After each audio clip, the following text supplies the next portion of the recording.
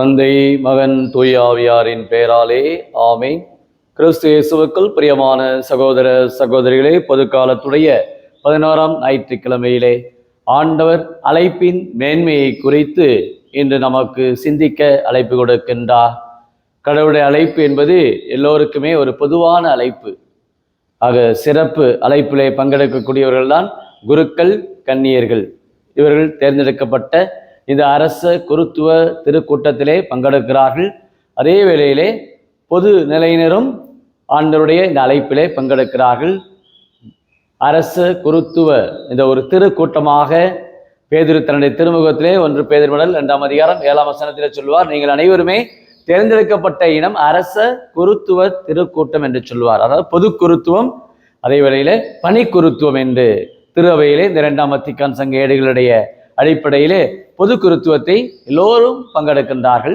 ஆனால் அதே சமயத்திலே இந்த சிறப்பு குருத்துவத்திலே சிறப்பு பணியிலே தேர்ந்தெடுக்கப்பட்ட இந்த அருட்பணியாளர்கள், அருட்சகோதரிகள் தங்களுடைய வாழ்வை கடவுளுக்கு முழுமையாக அர்ப்பணித்து கடவுளை அன்பு செய்வதிலும் அப்போஸ்தலிக்க பணியிலும் தங்களை அவர்கள் நேர்ந்தளிக்கின்றார்கள்.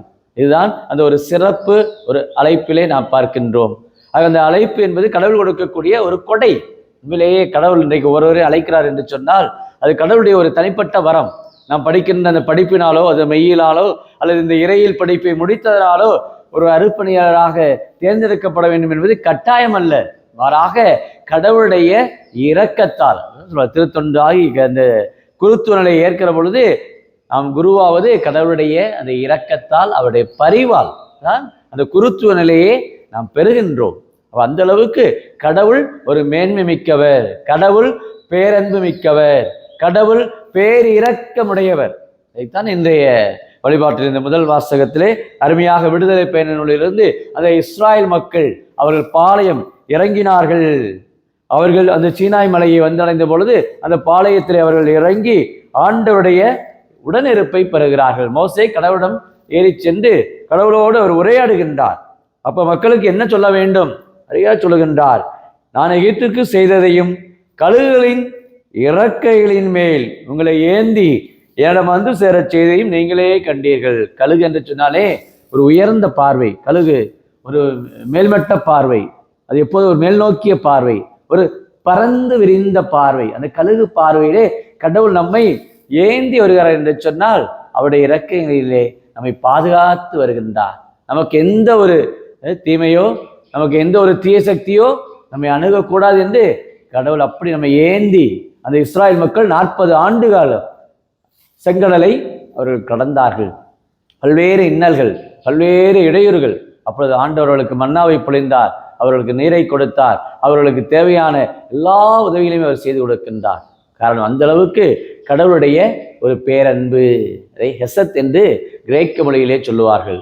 அந்த அளவுக்கு கடவுளுடைய அந்த ஒரு பேர் இரக்கம் இஸ்ராயல் மக்கள் மீது அவ்வளோ ஒரு தனிப்பட்ட ஒரு பாசம். அதைத்தான் இன்றைக்கு அருமையாக சொல்லுகின்றார், நீங்கள் என் வார்த்தைக்கு செவிசாய்த்து என் உடன்படிக்கையை கடைபிடித்தார் அனைத்துலகும் என் உடைமையேனின் நீங்களே எல்லா மக்களையும் என் தனி சொத்தாவீர்கள் என்று சொல்லுகிறார். பாருங்கள், அது இஸ்ராயல் மக்களிடத்தில் பல்வேறு இனம், கனானிய இனம், பல்வேறு தரப்பட்ட அந்த இனத்து மக்கள் ஒன்று கூடி வந்து கடவுளிடத்திலே அவர்கள் மன்றாடினாலும் இந்த இஸ்ராயல் மக்கள் என்னுடைய தனி சொத்து என்று சொல்லுகிறார். எப்படிப்பட்ட ஒரு அழைப்பு பாருங்கள். நீங்க தான் என்னுடைய சொத்து, நீங்க தான் என் வாஞ்சைக்குரியவர்கள், நீங்கள் தான் என்னுடைய அன்பின் பணியாளர்கள், நீங்கள் தான் என்னுடைய பாசத்திற்கானவர்கள் என்று சொல்லுகிற பொழுது நாம் அப்படியே நம்முடைய அந்த இதய அன்பிலிருந்து நம்முடைய வாழ்வை ஒப்புக் கொடுக்கின்றோம். இதைத்தான் பார்க்கிறோம். அந்த கடவுளுடைய அந்த யாவே இறைவனுடைய அந்த ஒரு பேரன்பு இஸ்ராயல் மக்கள் தங்கள் வாழ்க்கையில் அனுபவிக்கிறார்கள். 2ஆம் வாசகத்திலே ரோமைய மடையிலிருந்து பவுலடியார் அருமையாக குறிப்பிடுகின்றார். 5ஆம் அதிகாரம் 6 முதல் 12 வசனங்களிலே, நாம் பாவிகளாக இருந்த பொழுது கிறிஸ்து நமக்காக தம் உயிரை கொடுத்தார். இவ்வாறு கடவுள் நம் மீது கொண்டுள்ள இந்த அன்பை அவர் எடுத்து காட்டியிருக்கின்றார். இப்ப கடவுள் அன்பு எவ்வாறு வெளிப்படுகிறது? கடவுள் நம்ம எவ்வளவுதான் ஒரு பலவீனம் இருந்தாலும் சரி, எவ்வளவுதான் குறையா இருந்தாலும் சரி, கடவுள் நம்ம ஒரு நாள் வெறுத்து தள்ள மாட்டார். நமக்கு தண்டனை தீர்ப்பு கொடுக்கக்கூடிய கடவுள் அல்ல. இதுதான் பவுலடியார் 1 கொரிந்தியர் மடலில் 1ஆம் அதிகாரம் 27வது வசனத்தில் அருமையாக சொல்லுகிறார். கடவுள் ஞானிகளை வெட்கப்படுத்த மடமை என உலகங்கிறதுவற்றை தெரிந்து கொண்டார், வலியோரை வெட்கப்படுத்த வலுவற்றது என உலகங்கிறதுவற்றை தெரிந்து கொண்டார். சில வேளையில் நான் சொல்லுவோம், இந்த குருவானவர் சரியில்லை, இந்த சிஸ்டர் சரியில்லை, இவர்கள் எதற்கு கடவுள் அழைத்தார் என்றெல்லாம் நாம் சில வேளைகளில் பேசுகிறோம் அன்றாட வாழ்விலே. ஆனால் ஒவ்வொருவரும் கடவுளால் அபிஷேகம் செய்யப்பட்டவர்கள், கடவுளுடைய இந்த அருள் பணிக்கு தேர்ந்தெடுக்கப்பட்டவர்கள். அறுவடையோ மிகுதி, வேலையாட்களோ குறைவு. இன்றைக்கு யாரையும் நம்ம இன்றைக்கு குறைப்படுத்தக்கூடாது. இன்றைக்கு யாரும் எல்லாருமே அழைப்பு பெற்று வந்தவர்கள் தான் சொன்னேன். பொது குருத்துவம் எல்லோருக்குமே நற்செய்தி அறிவிக்க, இறைவார்த்தையை போதிக்க, அச்சிக்கும் பணி, ஆளும் பணி, அனைத்து புனிதப்படுத்தும் பணி எல்லாவற்றிலும் இன்றைக்கு நாம் பங்கெடுக்க வேண்டும். 2ஆம் வத்திக்கான் சங்க ஏடுகள் தெளிவாக சொல்லுகிறது. திருமலுக்கு பெற்ற ஒவ்வொரு கிறிஸ்தவனும் இந்த நற்செய்தி அறிவிப்பணியில பங்கெடுக்க வேண்டும். இது சாமியாருடைய வேலை, இது சிஸ்டருடைய வேலை. நாங்க இறைவார்த்தையை படிக்கல, எங்களுக்கு தெரியாது. எத்தனை காலம் இன்றைக்கு 2ஆம் வத்திக்கான் சங்க ஏடுகள் முடிந்து ஏறக்குறைய 60 ஆண்டுகளுக்கு மேலாகிவிட்டது. இன்றைக்கு எல்லாம் இறையாட்சியை, இல்லந்தோறும் இறையாட்சி, எல்லா மக்களுமே இன்னைக்கு இறையாட்சியை நோக்கி பயணிக்க வேண்டும், எல்லோரும் கடவுள் வார்த்தையை அறிவிக்க வேண்டும் என்று சொல்லப்படுகிற பொழுது எங்களுக்கு இதெல்லாம் தெரியாது, நாங்கள் இதெல்லாம் செய்ய மாட்டோம், எங்களுக்கு நேரம் இல்லை. இன்னைக்கு நிறைய பேர் சொல்லக்கூடியது இது எங்களுடைய பணி அல்ல. அப்படி கிடையாது. மாறாக திருமுழுக்கு பெற்ற ஒவ்வொருவருமே இந்த முப்பெரும் பணிகளிலே, போதிக்கின்ற பணியிலும், அச்சிக்கின்ற பணியிலும், ஆளும் பணியிலும், நிர்வகிக்கின்ற பணியிலும் இன்றைக்கு நாம் அழைக்கப்படுகிறோம். அதைத்தான் ஆண்டவர் இன்றைக்கு அருமையாக நமக்கு குறிப்பிடுகின்றார். இப்போது கடவுளோடு நம்மை ஒப்புரவாக்கலாம். ஆண்டவர் இயேசு கிறிஸ்துவின் வழியாய் நாம் கடவுளோடு உறவு கொண்டு பெரும் மகிழ்ச்சி அடைகின்றோம். இயேசு கிறிஸ்து வழியாக தான் நான் தந்தை அடைவது. இயேசு கிறிஸ்து தான் நமக்கு வாழ்வு. நானே உண்மையும் வழியும் உயிர் என்று யோவான் 14ஆம் அதிகாரம் 6ஆம் வசனத்தில் இயேசுவே சொல்லுகிறார். நான் தான் உங்களுக்கு வழி. இயேசுவை நெருங்கி பின்பற்ற, இயேசுவோடு இணைந்து இருக்க ஆண்டவர் நம்மை அன்போடு அழைக்கின்றார். இதைத்தான் இன்றைய நற்செய்தியில கூட பார்க்கிறோம். ஆண்டு இயேசு 12 திருத்தூதர்களை அவர் தெரிந்தெடுக்கிறார் 2 நோக்கத்திற்காக. ஒன்று தம்மோடு இருக்க, இன்னொன்று நற்செய்தி பணி ஆற்ற, தீ ஆவிகளை ஓட்ட, அவர்களுக்கு நோய்களை குணமாக்கக்கூடிய ஒரு அதிகாரத்தை ஆண்டவர் கொடுக்கின்றார். பாருங்கள், எத்தகைய ஒரு அருமையான ஒரு பணி. சிறைப்பட்டோர் வாழ்வு பெற, இன்றைக்கு நலந்தரும் ஆண்டினை அறிவிக்க, எளியோருக்கு நற்செய்தி சொல்ல இன்றைக்கு ஆண்டவர் நம்மை ஒவ்வொருவரையும் அன்போடு அழைக்கின்றார். ஆகவே நாம் குருக்களை, இன்றைக்கு கன்னியர்களை எந்த விதத்திலே இன்றைக்கு நாம் பார்க்கிறோம். இன்றைக்கு அன்றாட வாழ்க்கையிலே பல்வேறு சலசலப்புகள், பங்கு தலங்களிலே இன்றைக்கு பல்வேறு பணி வாழ்விலே பல்வேறு விதமான சலசலப்புகள் வருகிறது. அவர்களை நாம் முழுமையாக ஏற்றுக்கொள்வதவர்கள், கடவுளுடைய பணியாளர்கள், கடவுளால் அவர்கள் அழைக்கப்பட்டவர்கள் என்று நாம் அவர்களை ஏற்றுக்கொள்வது சில வேளைகளிலே முரண்பாடுகள், பிரச்சனைகள், குழப்பங்கள், நமக்குள்ளே பாகுபாடு ஏற்படுகிறது. ஆண்டவரிடத்தில் இந்த அழைப்பினுடைய ஒரு வல்லமையை, அழைத்த இறைவன் நம்மை பாதுகாக்கின்றார், அழைத்த இறைவன் நம்மோடு இருக்கிறார். இறைமையாவற்றை சொல்லுவார். இறைவனிடத்திலே, நீ சிறு வயது என்று நீ நினைக்காதே, அந்த வரை எனக்கு 20 வயதுதான் ஆகிறது, எப்படி போய் நான் இறைவார்த்தை அறிவிப்பேன், என்னோடு பெரியவர்கள் இருக்கிறார்கள். ஆண்டவர் சொல்லுவார், நீ பயப்படாதே, என் சொற்களை உன் வாயில் வைப்பேன், நீ கலங்காதே, நான் உன்னோடு இருக்கிறேன். ஆண்டவர் அந்த வயது பார்ப்பதில்லை. மாறாக அந்த தாவீதை ஆண்டவர் தெரிந்தெடுத்தது போல அவன் அழகும் பொலிவும் உள்ளவராக இருந்தான் என்று தாவீதுடைய அவர் உள்ளத்தை தான் ஆண்டவர் பார்க்கின்றார்.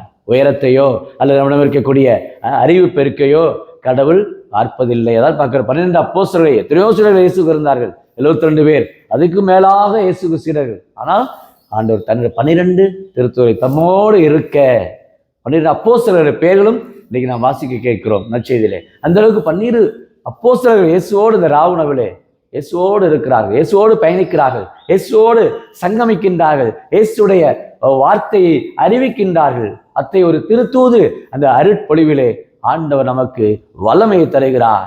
இயேசு செய்த அந்த புதுமைகளை விட, இதை விட நீங்கள் யாரெல்லாம் என் மீது நம்பிக்கை கொண்டிருக்கிறார்களோ என்னை விட பல்வேறு புதுமைகளை ஆற்ற முடியும் என்ற நம்பிக்கையும் ஒரு ஊக்கத்தையும் எழுச்சியையும் ஆண்டவர் என்று அழைக்கப்பட்ட ஒவ்வொருவருக்குமே வரக்கூடிய சோதனைகள், ஓநாய்களிடையே ஆட்டுக்குட்டிலே அனுப்புவது மூலம் அனுப்புகிறேன் என்று சொல்லுகிறார்.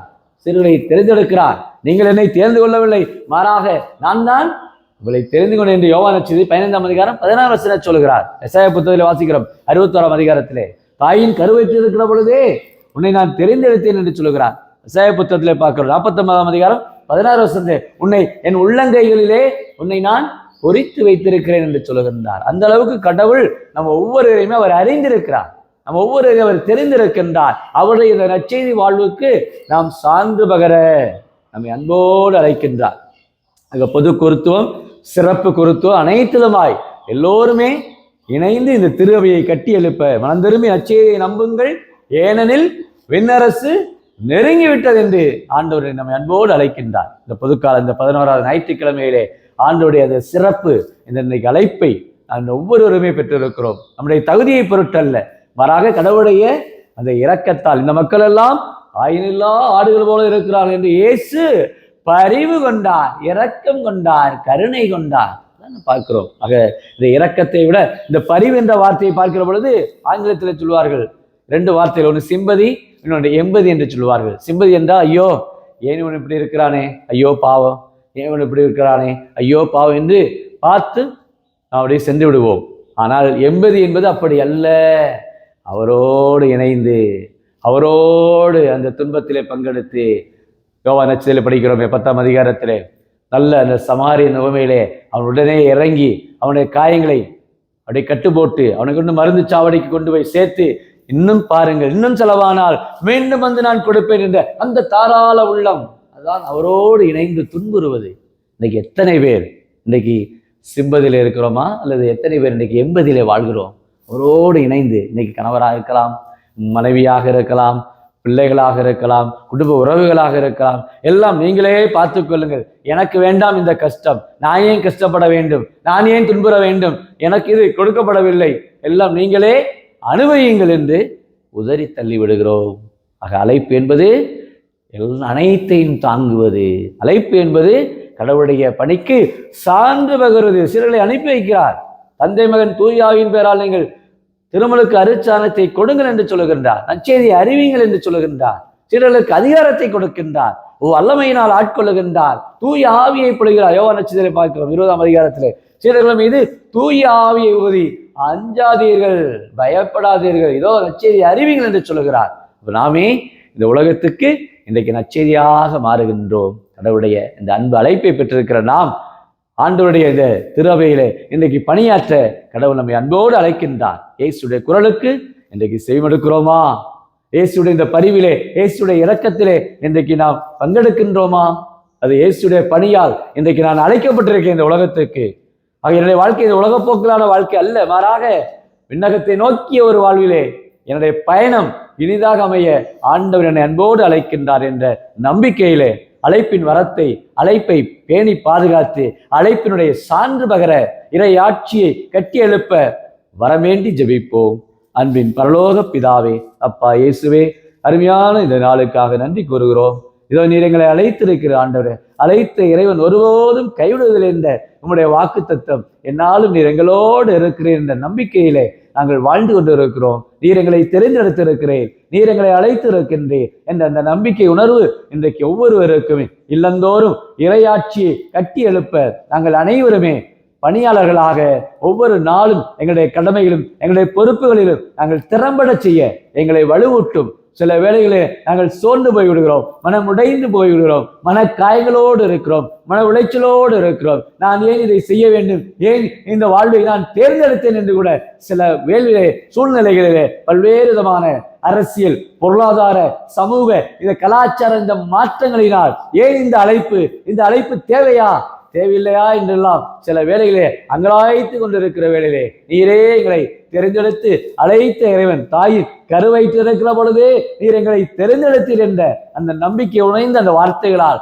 நாங்கள் நலமான சமூகத்தை கட்டி எழுப்ப எங்களுக்கு தேவையான ஆட்கொள்ளுதலையும் உடனிருப்பையும் நீரே எங்களுக்கு வழிகாட்டியாக, நீரே எங்களுக்கு ஆயனாக, ஒளியாக எங்கள் அன்றாட பணி வாழ்விலே எங்களோடு இருந்து உம்முடைய இரக்கத்தை, உம்முடைய அன்பை எங்கள் மீது நீர் நிறைவாய் பொழிந்து உம்முடைய சாட்சியாக நாங்கள் வாழ எங்களை பலப்படுத்தும்படி ஆவியுடைய அபிஷேகத்தால் எங்களை நிரப்பும்படி கிறிஸ்து வழியாக உம்மை மன்றாடுகிறோம்.